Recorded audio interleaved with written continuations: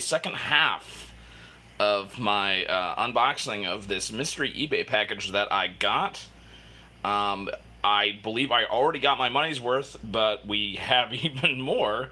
A lot of these were in the bottom, kind of wrapped up in paper towels and whatnot. So I went carefully through, and we have a lot of them. So let's just take a quick look at these as we go on and finish up this big lot of miniatures. So, right now we have some more Reaper stuff. This is a Reaper Warlord metal miniature, I believe. Some nice pewter stuff there. I believe also Reaper, might not be Reaper. Looks very much like Reaper miniature. And then, yeah, so we'd have another Reaper. This is interesting. Got the winged dragon helmet thing, which is very interesting. This is marked Reaper M, so this is definitely a Reaper miniature one. That is pretty cool. And I want to get through all the Reaper stuff that might be possibly Reaper. I believe I don't know if it's Warlord that has all these small bases, but an interesting, another Reaper miniature one. So that's good. And this guy here, who I'm not sure if he's Reaper. I don't know if you can tell on the feed, but he's actually got an iron mask. So that's really interesting. He's got a interesting looking axe. I like miniatures where they have like a bunch of stuff with them. So it's like they're obvious adventurers or whatnot. Very cool miniature. I really like this guy. I'm assuming Reaper because of the broccoli base here, but never know. If you guys have any questions or comments, as always, you can just let me know as I'm going through these.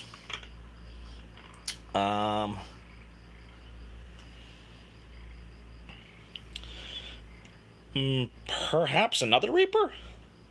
Hello, Smokey. Hello, Silvercat. Hello, Little Tack. Sorry for not saying hello before.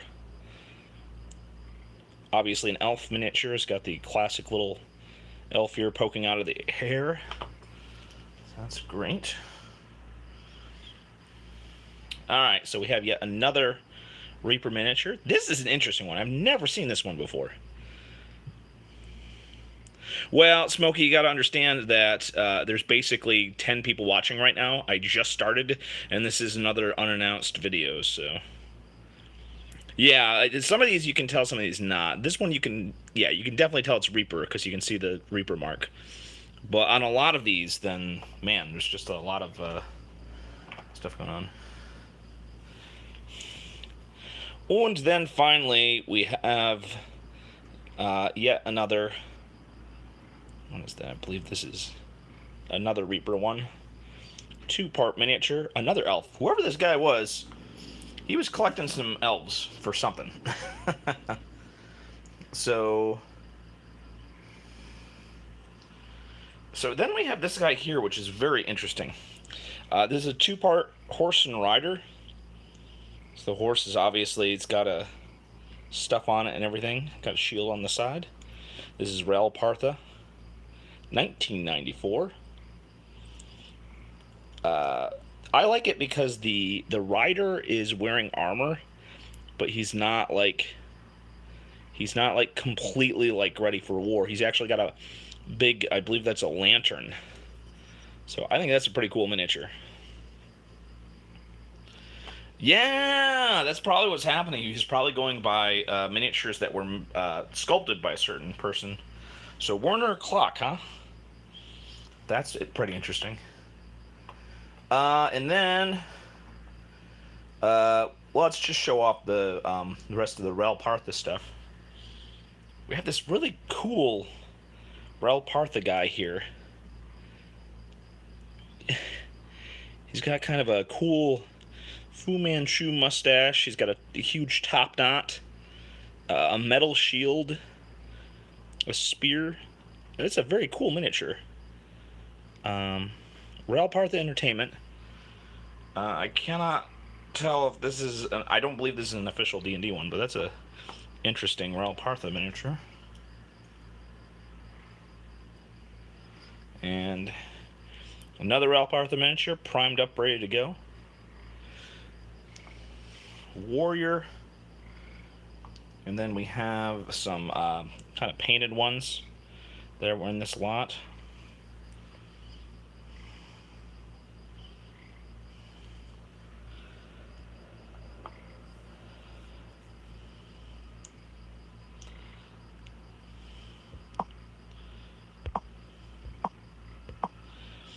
What other tabletop purpose miniature companies are there besides Reaper? Ones that are active today, there's like a million little ones. I mean, if you're talking about companies that make miniatures for like war games, there's a bunch of them. Now, Reaper got a lot of notoriety because they actually started to make a big line of PVC materials called Reaper Bones, and that was one of the first like big Kickstarters for miniatures. And there's been a lot of Kickstarters since then.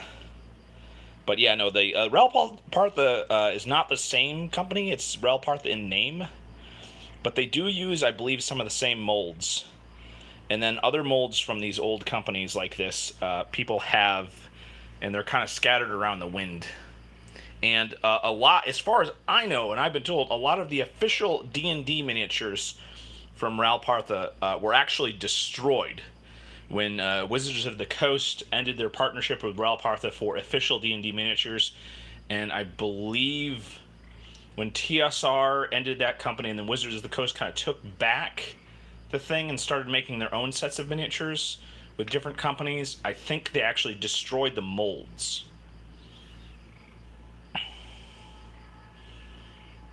So this is an interesting paint job. I kind of like these simplistic paint jobs that this guy kind of did on these. Very interesting. I'm kind of looking, and it doesn't seem like many of these are actually the official D&D miniatures, TSR. So I think these are just kind of Partha miniatures before or after that deal, perhaps. On the bottom here, obviously, you can see that this is very, very beat up. Oh my god, this is a lead miniature. Yeah, you can see it says lead. I don't know if you can actually see that. But I might, yeah, you can definitely see that it says lead. So this is definitely older Partha miniature. This is a lead miniature here. So definitely going to wash my hands after this, obviously. And then this is one from 1994, so I'm assuming this one is not lead.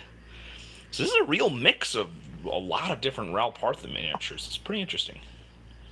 Forgotten Realms miniatures. Where's the best place to get Townfolks miniatures? Josh Down. I really wish I had a better answer for that. Unfortunately, there is no good place to get pre-painted villager miniatures. You used to be able to get them at train shops and hobby shops. There used to be the medieval package of pre-painted miniatures for train sets and scenery and stuff. But for villagers, I believe Reaper Miniatures is probably your best bet for both pewter and PVC material. Those are not lead. Yes, I know a lot of these aren't lead. I was specifically talking about this one, Carl. And it says lead. Or maybe I'm reading that wrong. This is ridiculously difficult to read. I have no idea. You're probably right. It's a little bit too shiny. So I don't think this is lead. I don't know. Yeah.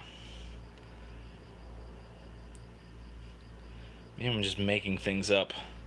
No, I think you're right, actually. Definitely different, like, Partha at different, series and stuff. But definitely not... I think you're right. I don't think these are lead. See, I'm terrible at stuff like this. I have not had much... Yeah, like I said before, Noel's Ears came out with some townsfolk for Pathfinder Deep Cuts, actually, which is pretty good. There's some guard miniatures, and then I bought this set of nobleman and a farmer guy. It's pretty cool.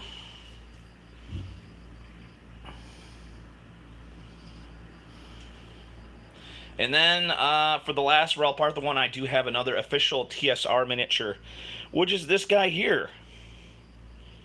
Which I believe, if I'm not horribly mistaken, I still don't know if these guys are officially bugbear or if they're going to be goblins.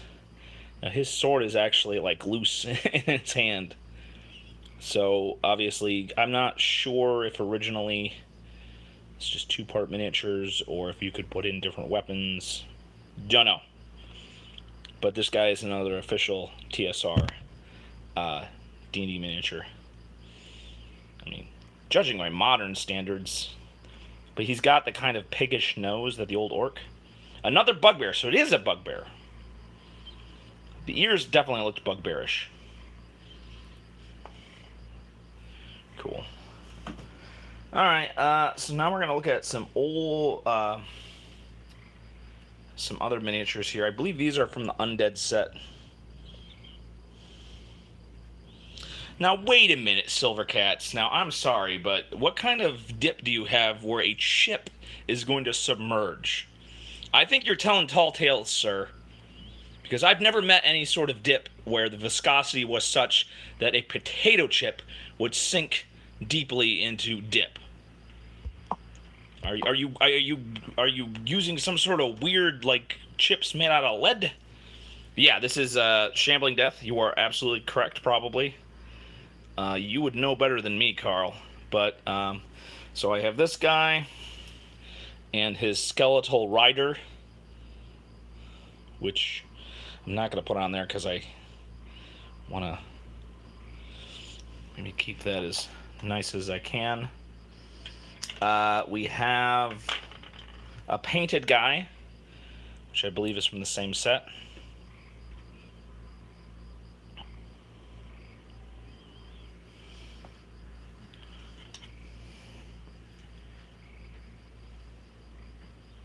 Then we have the standard bearer.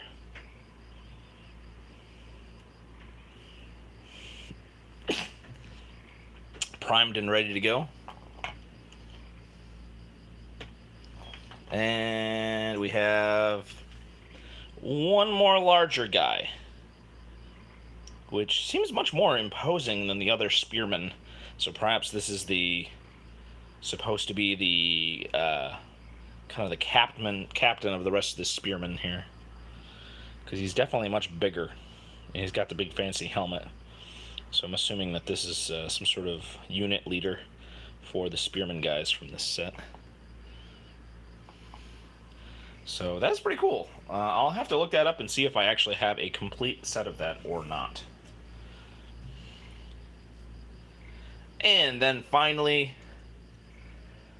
last but certainly not least, we have one big gigantic Chronopia guy with a giant oversized one-handed sword.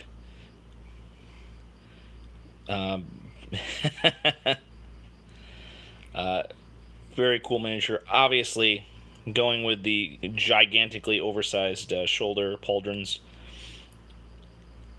I believe this is well, I don't know what unit this is, but I love these guys. They're just so oversized compared to most miniatures that I have.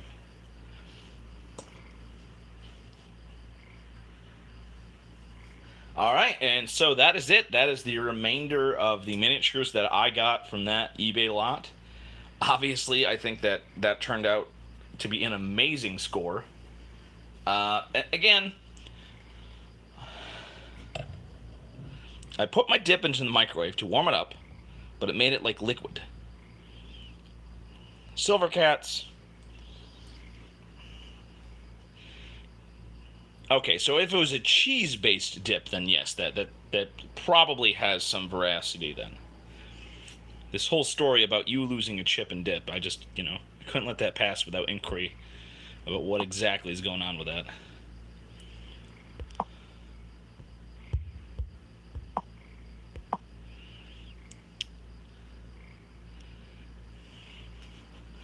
I don't know. I mean, a lot of these guys, the pauldrons are just like...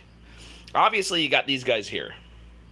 So, technically, obviously, he's got the classic chainmail on one arm, heavy armor on the other arm. And I don't know if that's historically accurate, but you could technically maybe get a little bit more use out of the unarmored arm, and then kind of the armored arm would be used for blocking and stuff.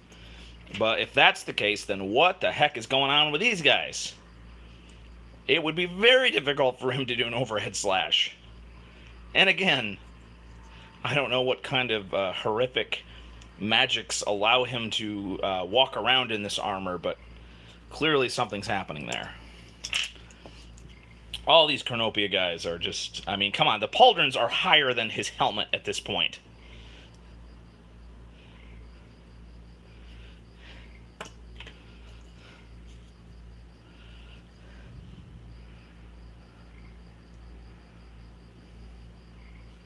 This guy has compensated with horns on his helmet. So I don't know how great his visibility would be turning around and looking.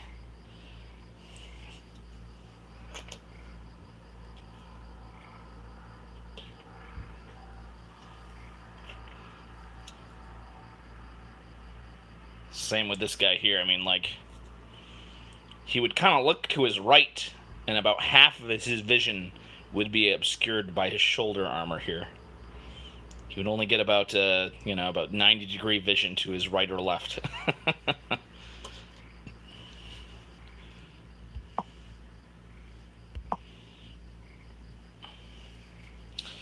Yeah, simple paint jobs like this. Seriously, there's been some interesting stuff.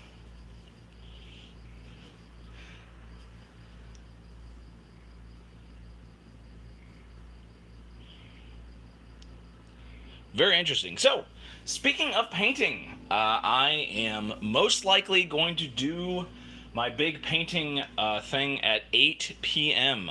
on Sunday night. I'm going to be doing that 8 p.m. on Sunday night. I'm going to attempt to paint 10 miniatures in 2 hours using speed painting techniques to make them look somewhat good. Eastern time zone, United States. So as you can see, I have my selection of miniatures there that I'm going to paint. I have a Mantic vampire, and then, oh wow, that does not look nice without the proper lighting. Move that back down there.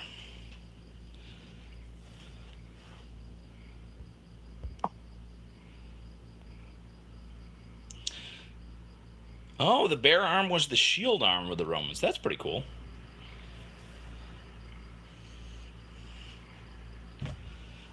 So yeah, I might... I think I'm going to stick to mostly medium miniatures. I'm going to, paint up some cool miniature knot stuff. Maybe some miniatures from the Conan miniatures. Maybe some of the miniatures from the Blood Rage miniatures. These are pretty cool. As you can see, the Blood Rage miniature guys, there's a lot of detail on those. So I'm going to be really challenging myself. I believe these are cool miniature or not as well. I'm not 100% sure. But yeah, there's a significant little details on this guy. So if I pick mostly cool miniature or not miniatures, I'm going to definitely be setting myself up for some failure here. I might throw in some random weird stuff too. There's oh, sorry about that. There was some fortress figure dwarves, which were super weird looking. Look at this guy. Just your local Barnes and Noble was carrying unhollowed boxes for really cheap. Wow. Please tell me that this was like years and years ago, because I would hate to think I missed a chance to get some Hasbro miniatures for cheap anywhere. Because, gosh, if there was any stores around that still had stock. Wow, really? Barnes & Noble had unhollowed miniatures for cheap. Dang. That is crazy. That's like a good... I don't even know how long it's been. That must be old stock. Man, that is frustrating. I'll have to go and check on the website to see if they have any stock on their website. But that's a good pull. The big werewolf lord guy? The big large werewolf? Because that's a pretty cool Hasbro miniature. Yeah, no, but gosh, the only Hasbro stuff I've found lately in the past like 6 months, I found an Aberrations pack on eBay that I'm gonna unopen one of these days. But the only reason I was able to get this that it didn't price was because I got it with a an eBay coupon. Otherwise, I mean, there's been no deals on eBay's for any kind of Hasbro stuff, opened or unopened. It's amazing how much people, you know, they had stuff in the back, all of it D&D stuff. Wow, that is absolute craziness. It's stuff in the back, all D&D stuff. That's crazy. Huh. Any chance you would let me know? Send me a message and let me know what town you're in. Because let me know if you're anywhere near me. Because I live in New Hampshire. So I don't think any of the stores near me would have any kind of old stock like this. But, I mean, Chicago. Well, that's not too far. So, yeah, man, that'd be really crazy if I was able to get some old stock from Barnes and Noble for the old Hasbro stuff. That would be really cool. But I mean, with old stock like that, you never know. It's you're gonna take your chances whether you're gonna be wasting your time or not. So, all right then. Well, I believe that is about it, folks. Please join me Sunday where I attempt to paint 10 miniatures within 2 hours. Using my quick painting skills to do a halfway decent job. I don't know how successful I'm going to be, but I will make the attempt. And look forward to some more videos where I talk about stuff that I've gotten from KB Toys as it's gone on clearance, and I'll talk a little bit more about some of the toys, video game toys stuff. Like there was a bunch of the. I've been seeing a ton of the Skylander Imagineers going on clearance. No, thank you a lot. And any other quick questions before I end this stream? Or if you have any suggestions for videos for stuff.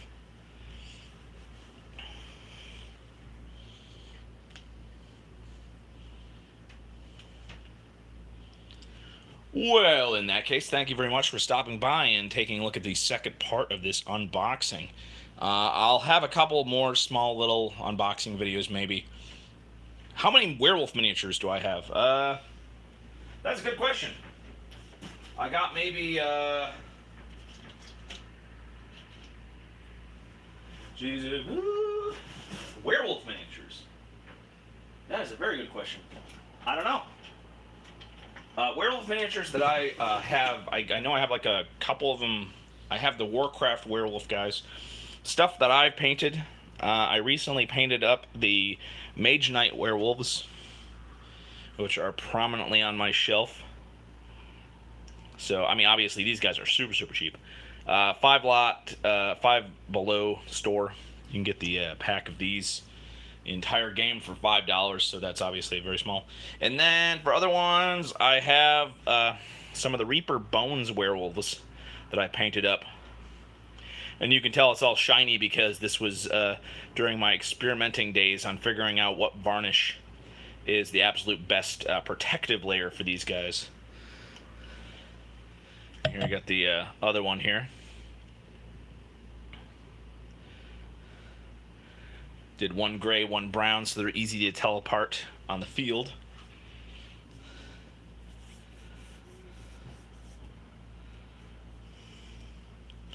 Excellent.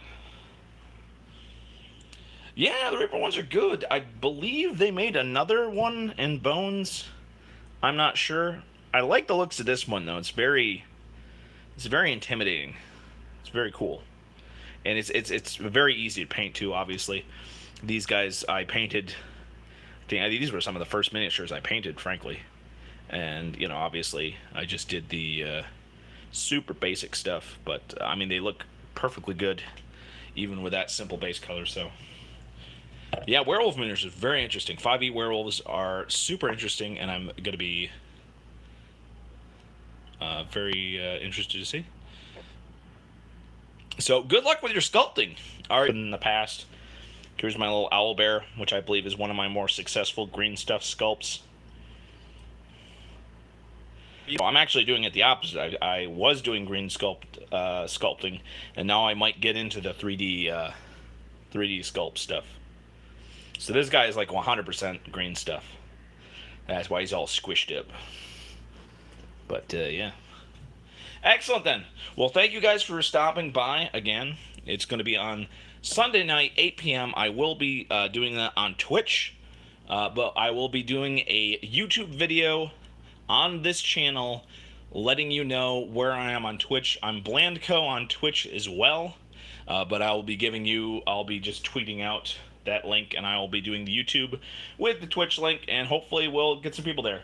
And if the Twitch experiment doesn't work, then I will go back to doing just YouTube live streams and do some interesting stuff like that. So you guys all have a very nice evening. Hope you have a nice, relaxing weekend or a productive weekend. And yeah, thanks again for watching, and you have a very nice evening or morning, depending where you are. Oh, this is this flow improver stuff. An artist gave me this. I haven't used it much yet. Don't know.